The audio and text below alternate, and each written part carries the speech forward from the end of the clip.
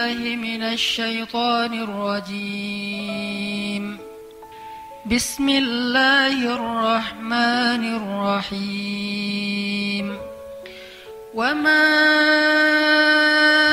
أصابكم من مصيبة فبما كسبت أيديكم ويعفو عن كثير وما أنتم بمعجزين في الأرض وما لكم من دون الله من ولي ولا نصير. Ya, ini adalah surat Asy-Syura ayat 30 dan 31. Teman-teman yang dirahmati Allah Subhanahu wa taala, di ayat 30 Allah berfirman, "Wa ma asabakum mim musibatin fabima kasabat aydikum." Tidaklah kalian ditimpa dengan satu musibah kecuali itu karena dosa kalian sendiri. Sehingga para ulama mengatakan tidak ada satupun musibah di muka bumi ini, baik yang menimpa seseorang atau menimpa suatu kaum, kecuali penyebabnya adalah dosa. Gak ada satupun musibah, baik yang besar bahkan yang paling kecil sekalipun, terjadi atau menimpa seseorang dan suatu kaum, kecuali penyebabnya adalah dosa. Sampai para ulama bilang, kalau misalnya saya, kata ulama, melihat dosa saya itu pada diri istri saya, kecuali gak punya istri ya,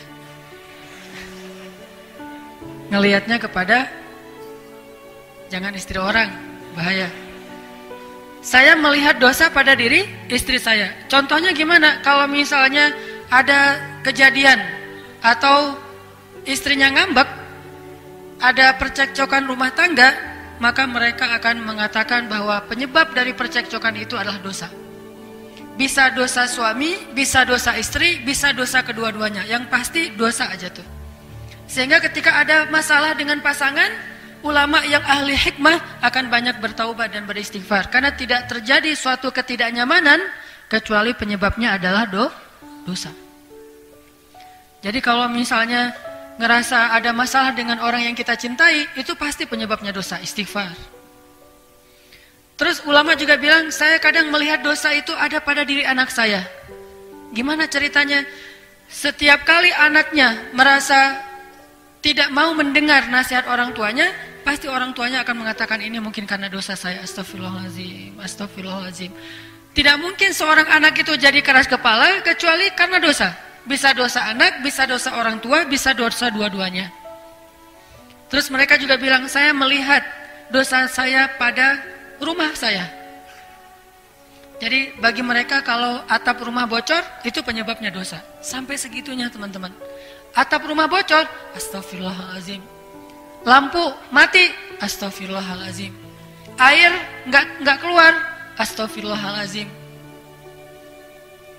Banyak tikus, astagfirullahaladzim. Pokoknya semua masalah yang kita alamin, sekecil apapun. Kalau buat cewek mungkin pas lagi pakai jilbab gitu, terus ketusuk jarum pentul, dikit kegores bawah sini, wah astagfirullahaladzim. Jangan-jangan saya terlalu banyak ya editan. Jangan-jangan saya kebanyakan editan, akhirnya Allah kasih tanda, ini tanda ngedit. Misalnya ya. Tapi kalau ngeditnya buat suami, teteh-teteh, itu hukumnya sunnah muakkadah. Sangat dianjurkan. Jadi sebelum suami pulang tuh ngedit dulu. Sensor, wah ada jerawat, pakein apa? Salon pas gitu. Jadi pas suami nanya, kenapa itu mah? Bekas jihad. Jihadnya adalah masak atau apalah. Kalau ngedit buat suami itu berpahala. Kadang-kadang pakai jilbab kan ya, terus kena pentul. Astagfirullahaladzim, ini ada dosa nih. Sampai jerawat, astagfirullahaladzim, ini pasti karena dosa nih. Bukan karena kangen ya, tapi karena dosa. Ada jerawat satu, dosa satu. Dan ulama juga bilang, saya melihat dosa saya itu pada hewan ternak. Jadi kalau mereka lagi meras susu hewan ternaknya, mereka akan memperhatikan kalau air susunya lebih sedikit dari yang biasanya, pasti penyebabnya karena dosa.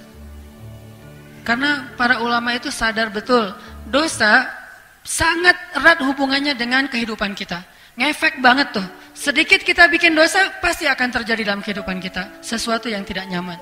Wa ma asabakum min musibah, terus fabima kasabat aydikum, pasti karena dosa-dosa.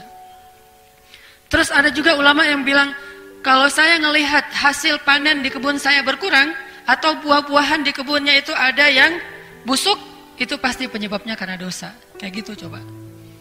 Jadi kalau pas mereka ke kebun ngelihat buah, misalnya dia nanam anggur, atau nanam apel, atau kalau di kita mah jambu, kelapa, sampai pisang mungkin yang gampang lah ya, di kebun ada pisang tuh, kok pisangnya nggak bagus. Panen tahun ini banyak yang misalnya dimakan ulat, atau kalau mangga asam rasanya atau apapun lah, mereka akan melihat itu sebagai wujud yang nyata dari dosa-dosa mereka. Astagfirullahaladzim, tahun ini banyak banget buah yang busuk. Astagfirullah. Jadi hitung aja tuh, buah-buahan yang ada di kebun berapa yang tidak bagus, berarti menunjukkan kurang lebih seperti itulah dosa pemilik kebun tersebut. Ini untuk muhasabah kita sendiri. Ternyata dosa itu ngaruh dalam kehidupan kita. Makanya suatu hari ya, Rasulullah lagi makan bareng dengan Abu Bakar As-Siddiq. Rasulullah itu kalau lagi sehari-hari itu kalau lagi turun wahyu, tiba-tiba Nabi jadi kayak orang yang ngelamun. Kalau lagi turun wahyu, tiba-tiba beliau diam aja sendiri. Yang lain pada rame, makan, seru-seruan, ngobrol. Nabi diam aja dan tegang gitu. Diamnya itu kayak orang ketakutan, kayak orang lagi serius banget.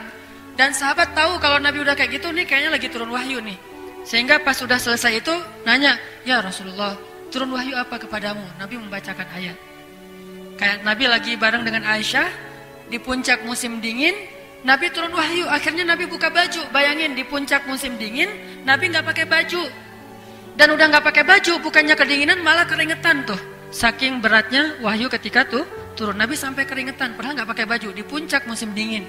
Di Arab itu kalau udah puncak musim dingin bisa 6 derajat atau kurang dari itu.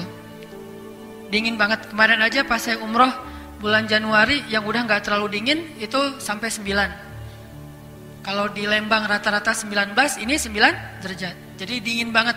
Dan itu udah pakai jaket yang biasa kita pakai di Bandung nggak ngaruh, harus double atau ditambah lagi gitu, berlapis-lapis. Nabi nggak pakai baju, keringetan ketika turun wahyu. Nah, suatu hari Nabi lagi duduk makan dengan Abu Bakar. Terus tiba-tiba turun ayat, "Faman ya'mal mithqala dzarratin khairan yarah, wa man ya'mal mithqala dzarratin syarran yarah." Surat apa itu teh? Surat gempa. Zalzalah. Siapa yang berbuat kebaikan mithqala dzarrah, sekecil zarrah, dia akan melihat efek dari kebaikan itu. Dan siapa yang membuat kejahatan sekecil zarrah, dia juga bakal melihat efek dari dosa itu. Lalu setelah wahyu turun, Nabi ngebacain ayat ini kepada sahabat. Abu Bakar lagi makan tuh. Tiba-tiba Abu Bakar berhenti makan, wajahnya pucat. Terus Abu Bakar bertanya, "Ya Rasulullah, kalau kita buat dosa sekecil apapun, kita akan melihatnya langsung?" Kata Nabi, "Ya, wahai Abu Bakar. Bagaimana ngelihatnya ya Rasulullah?" Kata Rasulullah, "Setiap kali kamu mendapatkan keburukan dalam hidupmu, itu adalah wujud dari dosa-dosa."